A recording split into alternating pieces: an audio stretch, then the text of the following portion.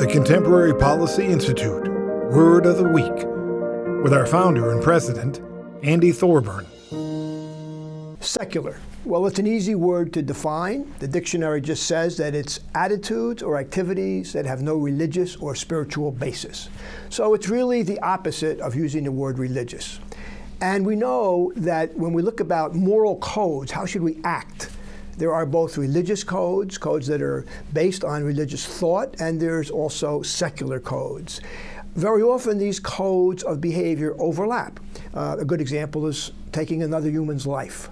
A lot of religions say that we should not take another human life except under very specific circumstances, self-defense, for example. And most moral and ethical codes that are based on secular lines of thought come to the same conclusion, that you should not take a human life except under very carefully prescribed conditions.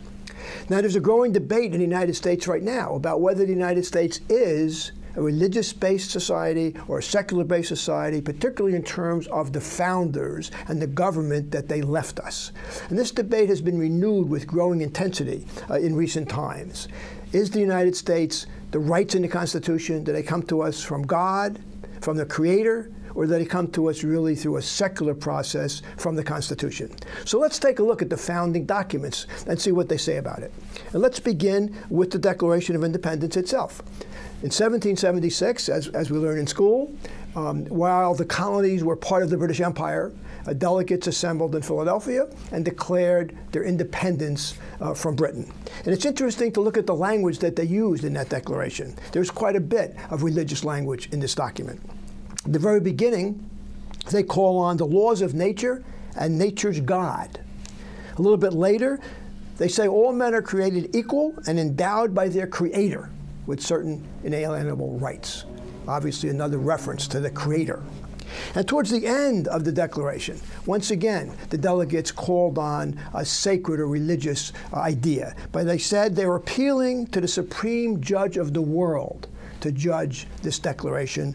And they ended by saying that they're doing this with a firm reliance on the protection of divine providence. Now, that's religious imagery and religious language, of course. There is some disagreement and some controversy with historians as to what type of religion they're referring to. Is it just a form of deism, kind of abstract religion, or is it really a way of bringing some Christian ideas into the Declaration? But that's not a subject for today. We just want to note that the Declaration does include explicitly religious and sacred language. 12 years later, delegates assembled after having won their independence and having operated for a few years under Articles of Confederation. They determined that they needed a stronger document. They needed another blueprint for a government. They needed a stronger, more precise document that would allow these newly formed colonies, these new states, to form a more perfect union. And so they now developed the Constitution. And I think we want to contrast the language of the Declaration.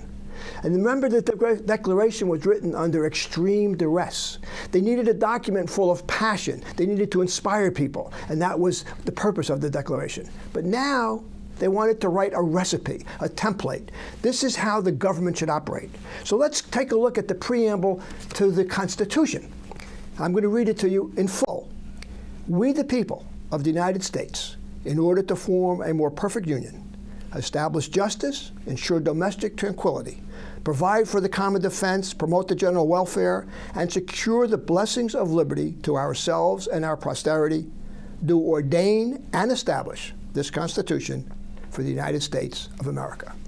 Now, it would have been very easy, as they did in the preamble to the Declaration, to say under God's guidance, or following divine guidance, or calling on nature's law, or using the Creator. None of that language appears in the preamble to the Constitution. And when we turn to the text of the Constitution itself, we find that the idea of religion is nearly absent.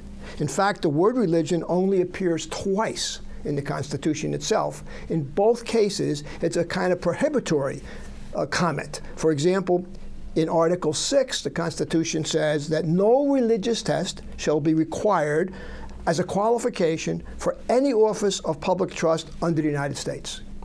And this is one of the few places in the Constitution where it doesn't deal only with the federal government. It says any office of public trust in the United States at any level of government there shall be no religious test. So religion is mentioned, but in the sense of prohibiting the practice of religion. And as we all, I think, know, because it's constantly quoted, we have the First Amendment to the Constitution, which was added after ratification, in which, once again, the word religion appears. Congress shall make no law respecting the establishment of religion or prohibiting the free exercise thereof. Those are the only places in this entire document. There's 7,600 words in this document. Those are the only two words, only two occasions in which the word religion is used. And there are many places in this document, including the preamble, where it would have been natural to add something about divine providence. Even, for example, when they have the oath of office that the president has to give in order to take office, there's no reference to divine guidance. It's just that he will exercise to the best of his ability. He will abide by the Constitution. And so what we have here is an interesting contrast.